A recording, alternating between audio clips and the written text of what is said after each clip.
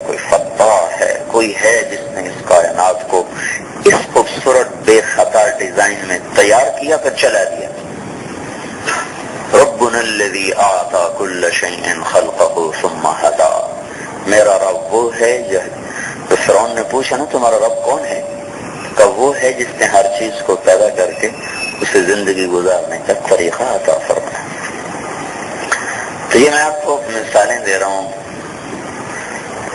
جو بے جان جاندار، دانا کتنا سمجھدار.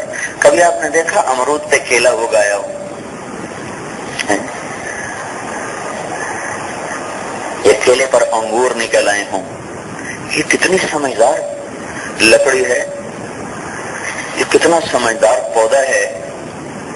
یہ کبھی بھی تو کریلا میٹھا نہیں ہوتا، مصیبت کھانا کڑوا ہی ہوتا ہے.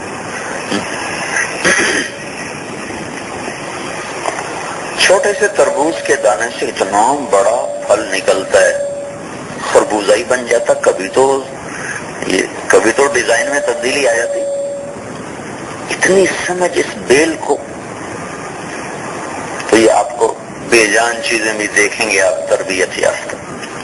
جاندار چیزوں میں نے آپ کو مچھر سے اور نیچے چلے چیونٹی تو مچھر سے بھی چھوٹی ہوتی.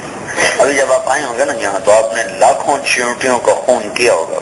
کتنے ٹائروں تلے مر گئیں، کتنی پاؤں تلے مر گئیں. یہ کیا بلا ہے. اگر چیونٹی نہ ہوتی تو زمین کاشت کے قابل نہ رہتی. اگر اللہ چیونٹی کو پیدا نہ کرتا تو زمین کاشت کے قابل نہ ہوتی. تو اللہ نے سورہ نمل ہی اتار دے. قالت نملہ،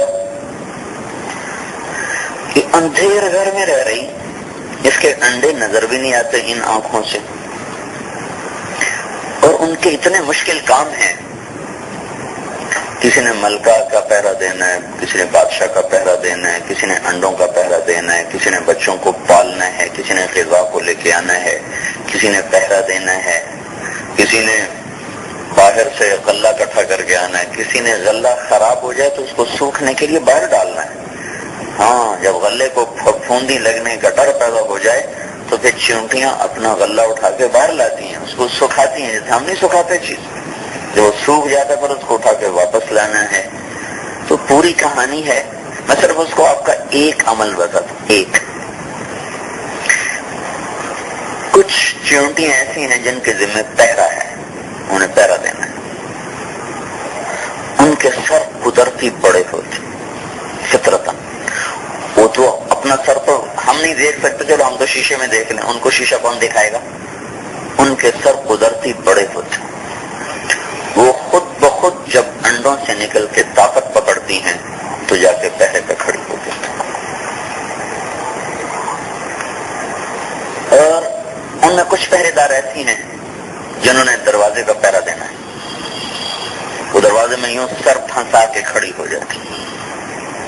نیچے سے چیونٹیاں باہر نکلتی ہیں تو سر پیچھے ہٹا دیتی. جب باہر سے چیونٹیاں واپس آتی ہیں تو آنے والی تو بے شمار ہیں، تو آ کر دستک دیتی ہیں. ان کے آگے جو دو چھوٹے چھوٹے حقیر سے بازو ہوتے ہیں، اس سے آ کر وہ اس طرح. ہر چیونٹی کے دستک دینے کی آواز، اگر کراچی میں 10 کروڑ خاندان چیونٹیوں کے آباد ہیں تو ہر چیونٹی کے دستک کی آواز جدا جدا ہے. ہمارے پاس ہماری گھنٹیوں کی اتنی ویرائٹی نہیں ہے کہ کراچی کے ہر گھر کو مختلف آواز کی دی جائے. وہ کیا سکیں گھنٹی. ایک دفعہ ایسا ہوا میرے گھر کی گھنٹی اور پڑوسی کی ایک جیسی ہو گئی. اب میرے بہت مہمان آتے ہیں، گھنٹی میری وجہ چوکیدار پاک کے ان کا باہر نکلے. پٹھان تھا ایک دن کہنے لگا مولانا صاحب گھنٹی بدلو، مہمان تمہارا آتا ہے بھاگنا ہم کو پڑتا ہے. اس نے ہمارے خادم سے کہا بھائی مولانا سے کہو اپنا گھنٹی بدلے، مہمان اس کا آتا ہے بھاگنا ہم کو پڑتا ہے. تو پھر ہم نے اپنی گھنٹی اور لے لی. تو ہمارے پاس اتنی ویرائٹی نہیں ہے کہ ہم کراچی کے ہر گھر کو نئے ٹون کی گھنٹی دے سکیں. لیکن اللہ نے ان چیونٹیوں کو ایسا علم دیا ہے کہ اگر اس کراچی میں 10 ارب خاندان بھی آباد ہیں تو ہر چیونٹی کے دستک کی آواز دوسری سے جدا ہے. وہ کیسے دستک دیتی ہے؟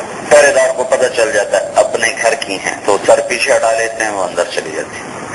اگر وہ دستک وہ نہ ہو، ان کو کس سے بتائے کہ یہ دستک تمہارے گھر کی؟ تو پھر ایک دم وہ پیچھے سارن بجاتے ہیں، پھر لگتا ہے کوئی دشمن آ گیا. اگر واقعی دشمن ہو تو پھر پیچھے سے فوج آتی ہے، پھر اس اٹیک کا وہ جواب دیتی. اور اگر حملہ شدید